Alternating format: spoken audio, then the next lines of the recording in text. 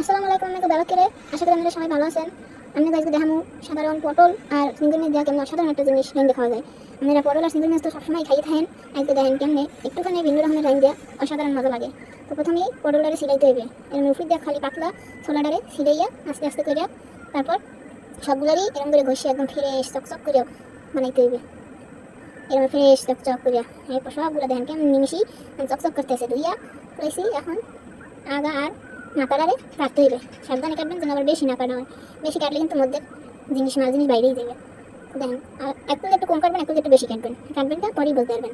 এই যে দেখেন এমনি করিয়া কাটতে হইবে। তো এরকম করে সবগুলো কাটতে লাগছে, আমি সবগুলো দেখাইলাম না, আপনারা আবার বিরক্তই দিতে পারেন। এত কাটাকুটি দেখতে তো আর ভালো লাগে না, এক জিনিসকে আর বেশি বারবার দেখতে ভালো লাগে। তো এর মধ্যে একটা লম্বা একটা চামচ লইয়া মধ্যে জিনিসগুলো এরকম আস্তে আস্তে করিয়া বাইর করতে লাগতে হবে, যেন আবার বেশিও না হয় কমও না হয়। সাবধানে কিন্তু বাইক ভালো যেন ফাইটে না যাবে, তো ফাইটে দেখতে পারে। এই যে ধান মধ্যে একটা আস্তে সুন্দর করে বাইক করে হেলাইলাম। এখন এরকম করে আস্তে আস্তে একটু একটু করে সবগুলো বাইক করে হেলাম।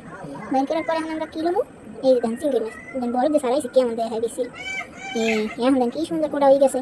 এর মধ্যে লইলাম আদা রসুন বাড়া, এরপর মশলা আমার একটা বাড়া থাকে, একলা সংসারে বুঝে নিত সব মশলা টশলা ফিরে বাইকটি লই। মোর আবার ছোটো একটু গেদা আছে, পর্যন্ত সবসময় বাইক দিয়ে প্রত্যেক বেলা তরকারি আমি হাঁপাই তো একবারই সব মশলা টশলা বাইকটি লই। আপনারা যদি জানতে চান কী কী মশলা ফিরে দিই তো অবশ্যই কমেন্ট করবেন।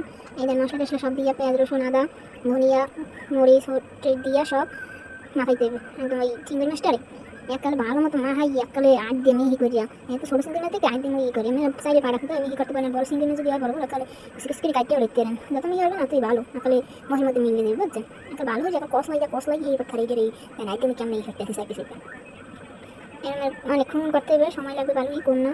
কালারটাও কিন্তু হেভি এসে এই মাঝে মধ্যে আমি একটা সংসার একটা টিপস দিই এমনি রান্নাঘরে। অনেক সময় দেখা যায় আমি চিনির মধ্যে কিন্তু পিঠা অনেক সময় না পিঠা সবসময় কিন্তু চিনির মধ্যে পিঠা আইবি। তো যদি চিনির মধ্যে সামান্য একটা লবঙ্গ হালাই ঠিক করেন দুই সাইড দিয়া, তো আমি চিনি খোলাতেই গেলাম তবুও কিন্তু আমাদের বাড়ার মধ্যে কোনো পিঠে ঢুকবে না। ঠিক আছে, কথাটা মনে রাখলে অনেক কাজে দেবে।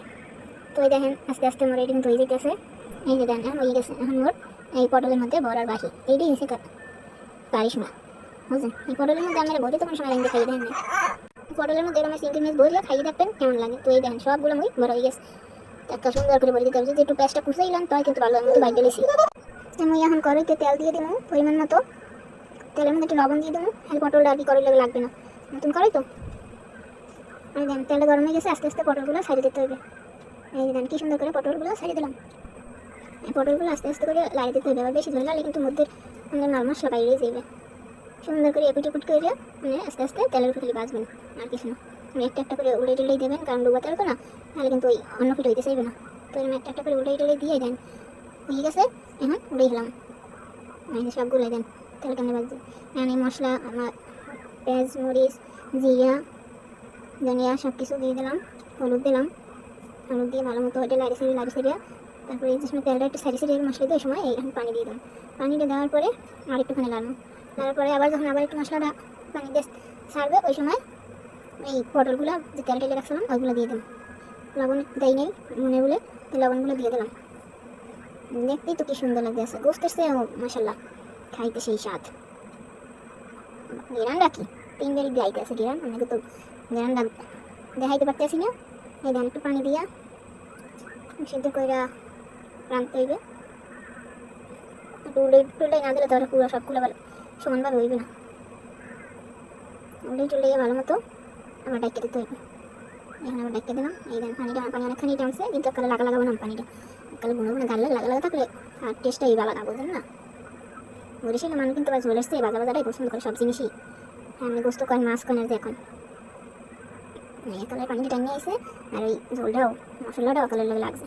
তো হয়ে গেছে একদম তো ভাত বাড়ছি, একটু গোস্ত আলে পাশে দিছি, হ্যাঁ মনে হয় যে এইটাই খাই। এখন আর বেশি কথা করার সময় নেই, দেখেন দিদি পানি পড়ছে। এখন তার দিকে ভাত খাবো রাতে আমি খিদে লেগে গেছে দেখেন। তো হে শান্তি।